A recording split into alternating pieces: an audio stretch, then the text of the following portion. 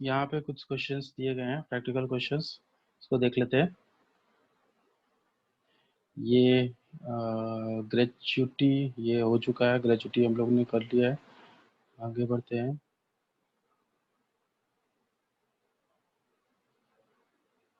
Pension pension भी हम लोग ने कर लिया है। Leave encashment, taxability of leave, salary या इनकैशमेंट ऑफ लीव। ठीक है, ये सारे जो क्वेश्चंस है अनसॉल्व हैं, ये हम लोग करेंगे ठीक है बाद में। अभी सॉल्व जो क्वेश्चंस है उसको देख लेते हैं। ये है, mister x is retired from ABC limited. कब से? 1 दिसंबर 2018 after serving the employer for 20 years and 10 months। ठीक है, the employer has paid him leave salary of 3,75,000। जो लीव इनकैशमेंट इनको मिल रहा है वो मिल रहा है 3,75,000 का। The employee was entitled for 20 days leaves per year of service। ठीक है, 20 days leave per year of service, ये इनको लीव मिल रही है। ठीक है, during entire service he has availed 35 days of leave and encashed 10 days of leave। ठीक है, मतलब कि कुल मिला के 35 डेज की उनको लीव उन्होंने अवेल की है। 20 डेज हर ईयर में उनको लीव मिल रही है पर ईयर, और उन्होंने उनका जो टोटल ड्यूरेशन है, वर्किंग जो ड्यूरेशन है वो 20 ईयर्स का है। तो इस तरह से आप नंबर ऑफ डेज काउंट कर सकते हो कितनी टोटल लीव उनके पूरे जो भी सर्विस ड्यूरेशन में कितनी उनको लीव उनको मिली। और उन्होंने जो अवेल की वो 35 डेज और 10 डेज की उनको लीव इन कैश की गई। तो ये आप 45 डेज यहाँ से हटा दोगे, उसमें से माइनस कर दोगे, तो बाकी की बची हुई लीव पर उनको इनकैशमेंट दिया गया है। ठीक है, the employ was getting basic pay. Basic pay जो इनका है वो है 27,000 per month at the time of the retirement. The employer has allowed him pension 6,000 per month, and employee was allowed commutation of 1/3 of his pension on 1st March 2019 amounting to 2,40,000। तो यहाँ पे दोनों चीजें आ रही हैं, पेंशन को commutation हुआ है पेंशन का। ठीक है, और दूसरी चीज यहाँ पर लीव इनकैशमेंट दिया गया है। ठीक है, दोनों चीजों को देखते हैं। तो सबसे पहले वर्किंग नोट पे आते हैं। ठीक है, working note 1, uncommuted pension. Uncommuted pension के लिए हमें क्या करना है? अनकम्यूटेड पेंशन में तो ज्यादा कुछ करना नहीं है, वहां तो पूरी सैलरी पूरा जो भी पेंशन आपको मिल रहा है वो आपका टैक्सेबल हो जाएगा। ठीक है, तो आगे बढ़ते हैं, लीव सैलरी की बात करते हैं। तो जो आपको लीव इनकैशमेंट मिल रहा है वो मिल रहा है 3,75,000। ठीक है, पहला अमाउंट ये हो गया। दूसरा दूसरा क्या था? 10 into एवरेज सैलरी। तो यहाँ पर मुझे जो सैलरी दिख रही है वो कितनी दिख रही है? 27,000। बाकी और कुछ दिया नहीं गया है, कोई भी ना ही यहाँ पे डियरनेस अलाउंस है, ना ही यहाँ पर कोई कमीशन है। तो मैंने क्या किया, पूरा पूरा 27,000 लिया और इंटू 10 कर दिया। क्लियर है? ये आपका हो गया 2,70,000। उसके बाद जो अमाउंट है वो है 3 लाख।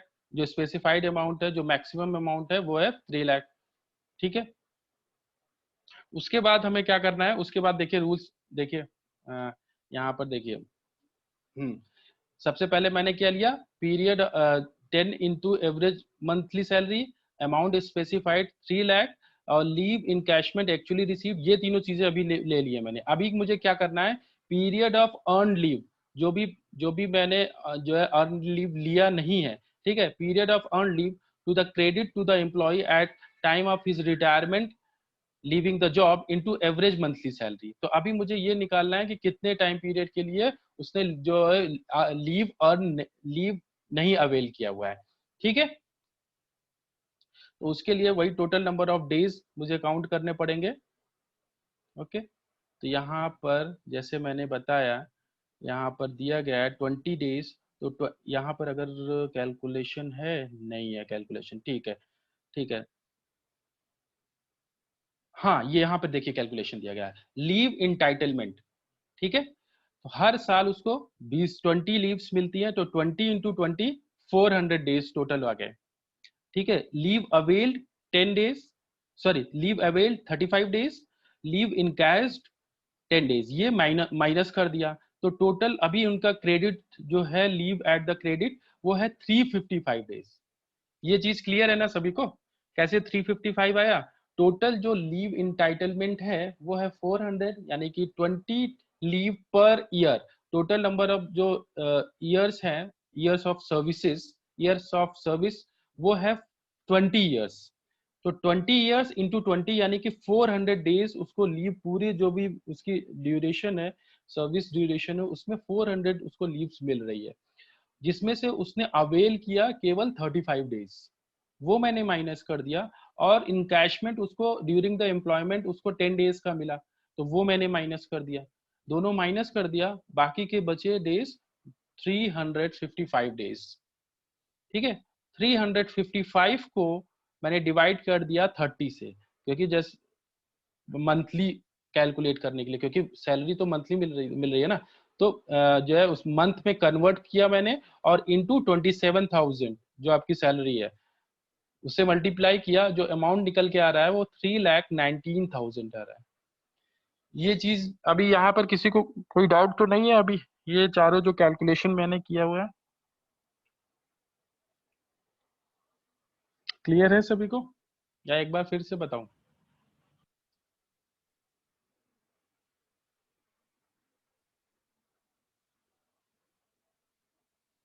कोई रिस्पॉन्स नहीं, बढ़िया।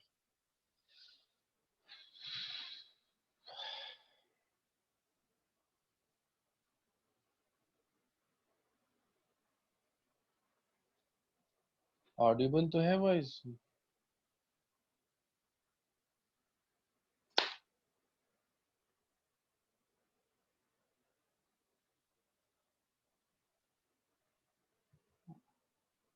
हेलो,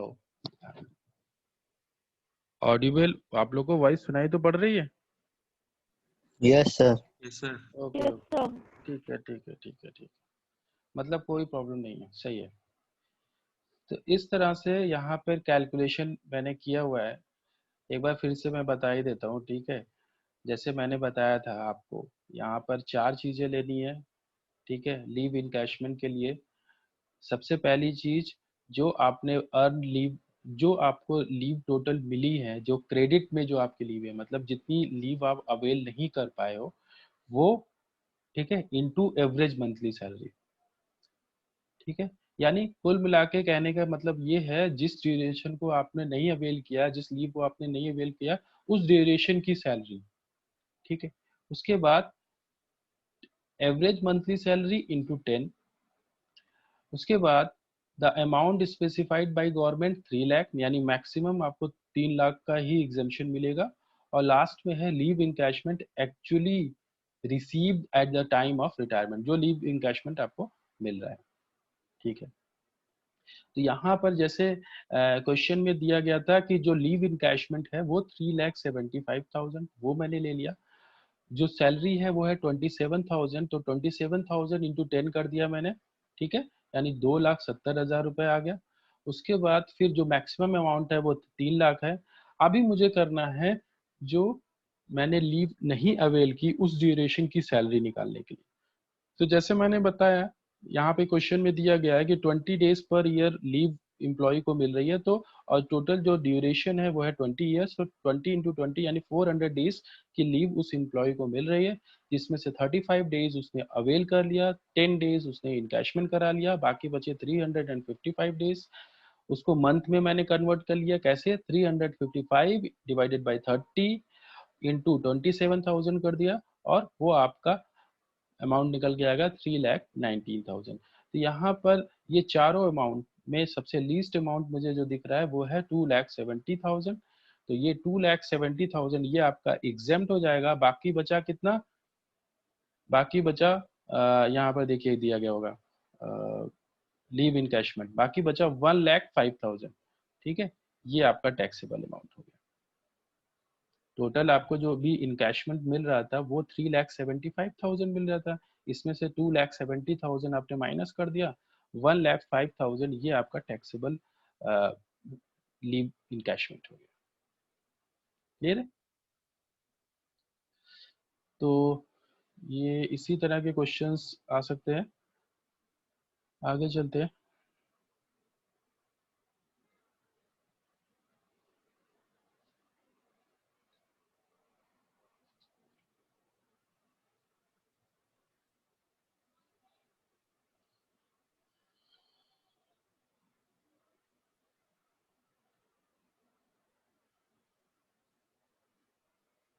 आज कुछ प्रॉब्लम है। सर आ गया। हाँ ठीक है, ये सारे रिटायरमेंट बेनिफिट्स थे जो हम लोग ने अभी तक डिस्कस किया। देखो सबसे पहले हम लोग ने अलाउंसेस को डिस्कस किया, उसके बाद जो रिटायरमेंट बेनिफिट्स थे वो डिस्कस किया। अभी हम लोग बात करते हैं परक्यूजिट्स की। मतलब परक्यूजिट्स से मतलब है जो बेनिफिट, मतलब जो भी आपको कैश में नहीं मिल रहा है, कोई कुछ ऐसी सर्विसेज या कुछ ऐसा बेनिफिट आपको एम्प्लॉयर प्रोवाइड कर रहा है जो कैश के काइंड में नहीं है, ठीक है, जो कैश में नहीं है। Perquisites are benefits received by person as a result of his और her official position and are over and above the salary और वेजेस। दीज फ्रिंज बेनिफिट और परक्विजिट्स कैन बी टैक्सेबल और non taxable depending upon the their nature. जैसे कि इसका example देखिए दिया गया है यहाँ पर नीचे। If the employer has provided a facility of rent free accommodation or gardener, watchman, sweeper facility, it will be called perquisite, क्योंकि उसको उसके वो कैश में नहीं मिल रहा है, वो सारी उनको सर्विसेज प्रोवाइड की जा रही है। एम्प्लॉयर उसको सर्विसेज प्रोवाइड कर रहा है, जैसे रेंट फ्री एकोमोडेशन प्रोवाइड कर रहे हैं, गार्डनर, वॉचमैन, स्वीपर, ये सारी फैसिलिटी प्रोवाइड कर रहे हैं, तो वो उसके लिए परक्विजिट है। ठीक है, but if employer has given the payment in cash for taking a house on rent, it will be called house rent allowance। ठीक है, उसी पर्पस के लिए अगर वो कैश में वो चीज दे रहा है, जैसे हाउस रेंट अलाउंस मिल रहा है किस लिए, कि आप मतलब एकोमोडेशन के लिए मिल रहा है। ठीक है, दो चीजें हो सकती है, या तो आपको भाई रेंट फ्री एकोमोडेशन दे दिया गवर्नमेंट जो है एम्प्लॉयर ने, वो जो है अपनी तरफ से घर दे दिया रहने के लिए। ठीक है, या तो फिर उसने क्या किया, हाउस HRA दे दिया। ठीक है, तो अगर कैश में दे रहा है तो वो आपका अलाउंसेस हो जाएंगे, और अगर काइंड में मिल रहा है यानी कि वो सर्विसेज उसको प्रोवाइड की जा रही है तो वो परक्विजिट। तो नहीं समझ में आया। जैसे यहाँ पर एग्जाम्पल देखो तो मैंने दिया है कि जैसे कि मान लो कोई गवर्नमेंट जॉब में कोई एम्प्लॉय है, ठीक है, कोई इंडिविजुअल है, उसको गवर्नमेंट जॉब मिली हुई है, गवर्नमेंट जॉब है उसके पास, उसको क्या है, गवर्नमेंट उसको गवर्नमेंट क्वार्टर अलॉट कर देती है, ठीक है, रेसिडेंस के लिए। ठीक है, तो वो परक्विजिट है, वो कैश में तो उसको मिल नहीं रहा है, उसको जो है वो हाउस उसको मिल गया है एम्प्लॉयर की तरफ से। ठीक है, उसके बदले में उसको जो है कुछ देना नहीं है, उसको रेंट फ्री एकोमोडेशन में प्रोवाइड कर रहा है। ठीक है, या उसको कैश में नहीं दिया जा रहा है, पर्क्स एंड वो बेनिफिट्स। फैसिलिटी प्रोवाइड कर रहा है। ठीक है, लेकिन अभी इसका उल्टा, अगर सपोज वही एम्प्लॉयर उस एम्प्लॉय को वो एकोमोडेशन वो हाउस प्रोवाइड ना करके वो कैश में उसको प्रोवाइड कर रहा है कि भाई हाँ ये आपको पैसे दिए जा रहे हैं, इसका आप रेंट पे कर देना, या और जो है उससे आप कोई जो है कोई मकान ले लेना, और उस जो ठीक है, इस तरह से अगर प्रोवाइड कर रहा है तो वो आपका अलाउंसेस आ जाएंगे, अगर कैश के फॉर्म में अगर वो चीजें दी जा रही है। देखो दोनों जगह पर्पस सेम है, एकोमोडेशन दोनों जगह पर्पस सेम है, लेकिन एक जगह आपको वो कैश में प्रोवाइड किया जा रहा है, एक जगह आपको जो है वो रेंट फ्री एकोमोडेशन प्रोवाइड किया जा रहा है। ठीक है, आया समझ में? Yes sir.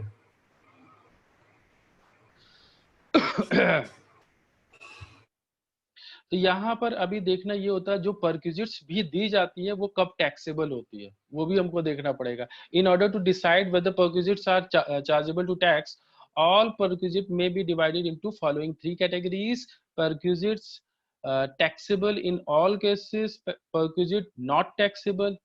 तो इसमें यहाँ पर क्या है, कुछ परक्विजिट्स होंगी जो हमेशा टैक्सेबल होंगी, कुछ होंगी नहीं टैक्सेबल होंगी, और लास्ट में perquisites taxable only in the hands of specified employees. वो आगे हम लोग बात करेंगे स्पेसिफाइड एम्प्लॉइज कौन कौन होते हैं, ठीक है, एक एक करके। पहले हम लोग बात करते हैं ऐसे परक्विजिट्स की जो टैक्सेबल होते हैं, जैसे कि आपका ये है रेंट फ्री अकोमोडेशन। अगर एम्प्लॉयर एम्प्लॉय को रेंट फ्री अकोमोडेशन प्रोवाइड करते हैं, जैसे कि आप लोग ने इंडियन रेलवेज में देखा होगा, वो लोग प्रोवाइड करते हैं rent free accommodations. Railway colonies होती है, वो जो भी रेलवे एम्प्लॉयज होते हैं वो उनको प्रोवाइड करते हैं, ठीक है। तो यहाँ पर हम लोग को क्या करना होता है, उनको वैल्यूएट करना होता है। रेंट फ्री जो भी अकोमोडेशन होते हैं, जो भी उसकी वैल्यू निकालनी होती है, और फिर उसके हिसाब से हम लोग डिसाइड करते हैं कि कितना उसका टैक्सेबल पार्ट होगा, कितना टैक्स फ्री होगा। ओके, अभी आप लोग जो है ये मुझे ऐसा लगता है ये टॉपिक मैं नेक्स्ट क्लास में करूंगा, ठीक है। तो अभी आज के लिए इतने रखते हैं।